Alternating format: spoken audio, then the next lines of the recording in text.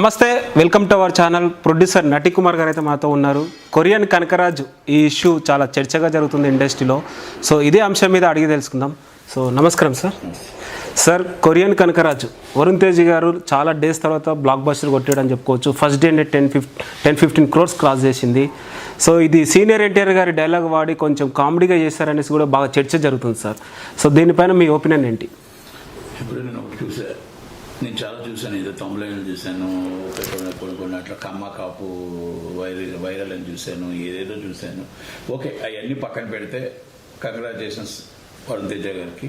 ఎందుకంటే long time hit కొట్టాడు, మంచి హిట్, సినిమా బాగుంది అంటున్నారు, మంచి కలెక్షన్స్, ఓపెనింగ్ హెవీ ఓపెనింగ్స్ వచ్చాయి. ఆయన మళ్ళా రీబ్యాక్ అయ్యి మంచి హిట్ కొట్టినందుకు ఆయన కంగ్రాచులేషన్, అభినందన తెలియజేస్తూ, సినిమా బాగుంటే ప్రేక్షకులు ఆదరిస్తారు అంటానికి ఇది ఒక నిదర్శనం. ఈ మధ్యకాలంలో అన్ని సినిమాలు సూపర్ డూపర్ హిట్. థియేటర్లకి ఒకప్పుడు పర్సంటేజ్ కావాలి అని అడిగిన వాళ్ళందరూ మాకు రెంట్ కావాలి అని అడిగే పరిస్థితికి వచ్చింది ఈరోజు. అంటే మాకు రెంట్ ఇస్తే చాలు అన్నంత ఆ పరిస్థితికి ఈరోజు వచ్చారు. అంటే సినిమాలు ఎక్సెస్ వస్తున్నాయి. ఇప్పుడు ఎక్సెస్ రావడం వల్ల, సినిమాలు సక్సెస్ అవ్వడం వల్ల, లవ్ స్టోరీ మన అన్ని సినిమాలు, వర్షం సినిమాలు అన్నీ రావడం వల్ల ఏమవుతుందంటే కంటెంట్, మోర్ దెన్ కంటెంట్ థియేటర్స్కి వచ్చాయి. కనుక ఈ సినిమా కూడా హిట్ అవ్వడం అభినందనీయులు. ఓకే, దీని మీద చిన్న కాంట్రవర్సీలు అనేది కొంతమంది కావాలని తీసుకొస్తున్నారు తప్ప, ఇప్పుడు సినిమాని సినిమాలాగానే చూడాలి. సీనియర్ ఎన్టీఆర్ ఏదో చిన్న డైలాగ్ ఉందని దాన్ని కాంట్రవర్సీ చేయడం అనేది కరెక్ట్ కాదు. దానికి కమ్మ కాపు ఏంటి, కమ్మ ఏంటి, కాపు ఏంటి? సినిమాలో కమ్మ కాపు కూడా ఉంటాయా? అది కాదు, సినిమాలో కమ్మ కాపు ఉంటాయా? ఇక్కడ అందరూ ఒకటే ఉన్నామే, ఇక్కడ కులాలు లేవే, మతాలు లేవే, సినిమా కులమే ఉందే. మాకు సినిమా కులమే ఉంది. సినిమా కులంలోనే ఉన్నాం అందరం. సినిమా కులమే అనుకుంటాం తప్ప మాకేం కులాలని మాకు తెలియదు. చిరంజీవి గారు ఏ కులం, లేకపోతే నటికుమార్ ఏ కులం, లేకపోతే బాలయ్యబాబు ఏ కులం, లేకపోతే ఎన్టీఆర్ గారు ఏ కులం అని ఇక్కడ ఎవరు మాట్లాడుకోరు. మాది సినిమా కులం అంతే. మాది సినిమా కులం, రెండే తెలుసు మాకు. రెండోది, ఇప్పుడు సినిమాలో కొన్ని సందర్భాల్లో డైరెక్టర్ కొన్ని సందర్భాల్లో పెట్టవలసి వస్తుంది, కొన్ని పెడతారు. దాన్ని సినిమాటిక్స్లోనే ఆలోచించాలి తప్ప మీరు ఏదో జనాలని తీసుకొచ్చి ఇప్పుడు దాన్ని రెండు కులాల మధ్యన చుచ్చిపెట్టేటట్టు మాట్లాడటం కూడా కరెక్ట్ కాదేమో.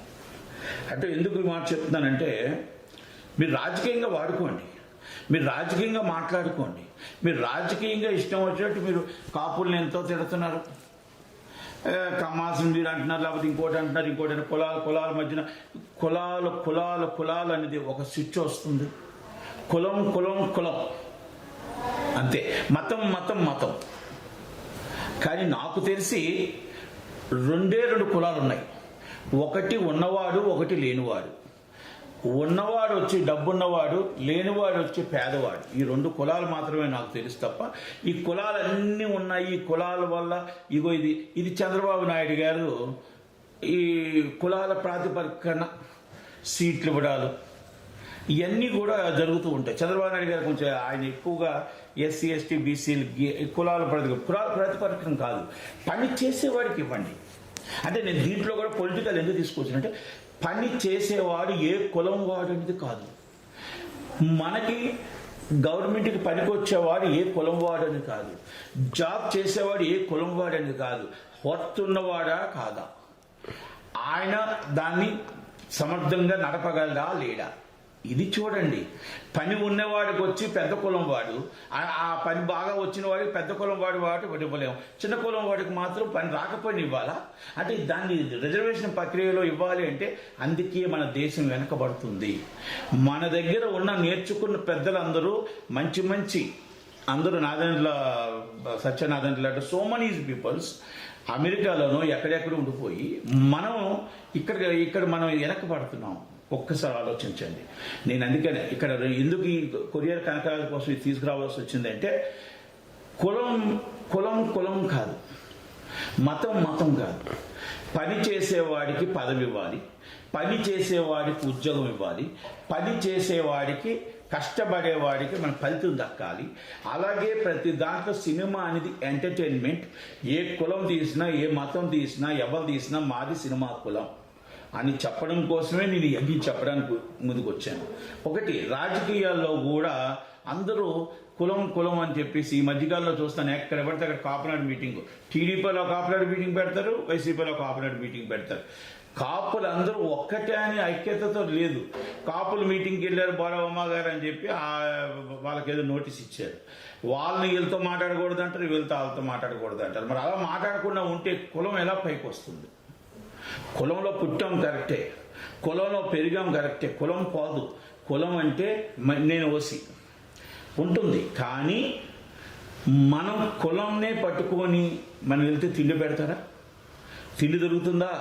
పని చేస్తే తిండి వస్తుంది, కష్టపడితే తిండి వస్తుంది. ఎంతట వాడైనా, ఏ కులం వాడైనా, ఏ జాతి వాడైనా, ఎవరివైనా మనం పనిచేసి బతకాలి, మన రాష్ట్రాన్ని బతికించాలి, మన రాష్ట్ర అభివృద్ధిలో తేర్చాలి. పదవి తీసుకుంటే పదవిని జాబ్గా భావించాలి, పదవిని వెన్ను తెచ్చేటట్టు ఉండాలి తప్ప కులం ప్రాధికారం మీద చేసుకుంటూ వస్తే మన రాష్ట్రాన్ని ఎక్కడ తీసుకుని వెళ్ళగలుగుతాము అనేది ఈరోజు మా సినిమా ఇండస్ట్రీ అయినా అంతే. మా సినిమా ఇండస్ట్రీ అయినా ఇక్కడ కులాలు లేవు, సినిమా ఇండస్ట్రీలో కులాలు లేవు. 2 కులాలు ఉన్నాయని అంటారు, ఒకటి కమ్మ, ఒక కాపు. ఎస్ రంగారావు గారి దగ్గర నుంచి, దాసనారాయణ గారి దగ్గర నుంచి, చిరంజీవి గారి దగ్గర నుంచి కాపుగా నడుస్తుంది, సావిత్రమ్మ గారి దగ్గర నుంచి, అలాగే కమ్మాస్గా దత్తు గారి నుంచి, మొత్తం అందరూ చిరంజీవి గారు, ఎన్టీ రామారావు గారి దగ్గర నుంచి. కానీ ఏ రోజు కూడా అందరూ అన్నదమ్ములుగానే ఉన్నాం ఇక్కడ. మీరు అబ్జర్వ్ చేసుకోండి, గత 60 సంవత్సరాల చరిత్ర చూసుకోండి.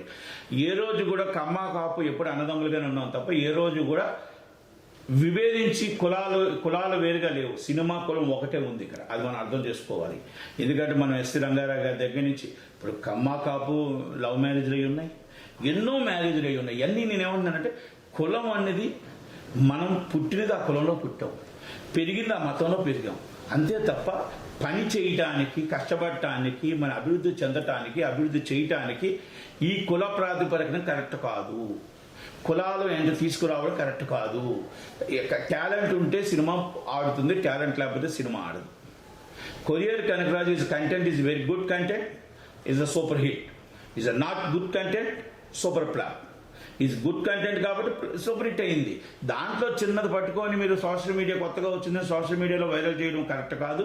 సినిమా నేను అడ్వాన్స్ మళ్ళా నేను కొరియర్ కనకరాజ్ టీంకి అభినందనలు తెలియజేస్తూ, ఈ సినిమాని హిట్ చేసిన ప్రేక్షక అభిమానులకు అందరికీ అభినందనలు తెలియజేస్తూ, ఇలాగే సినిమాలు అన్నీ కూడా రేపు రాబోయే సినిమాలు కూడా 14వ తారీఖు సినిమాలు కూడా 3 సినిమాలు హిట్ కావాలని, అలాగే 21వ తారీఖు 26వ తారీఖు ఈ నెలలో సినిమాలన్నీ పెద్ద సినిమాలు ఉన్నాయి, అన్ని హిట్ కావాలని, అందరి మట్టుగా డిఆర్లు ఇవ్వాలని, అన్నీ చూసుకోవాలని, మొత్తం టోటల్గా అందరూ ఇండస్ట్రీ బాగుండాలని, ఇండస్ట్రీ బాగుంటే పరిశ్రమలు బాగుంటాయని, పరిశ్రమలు బాగుంటే 2 రాష్ట్రాలు బాగుంటాయని కోరుకుంటూ సెలవు తీసుకున్నాం. ఇట్లు మీ నటుకుమార్.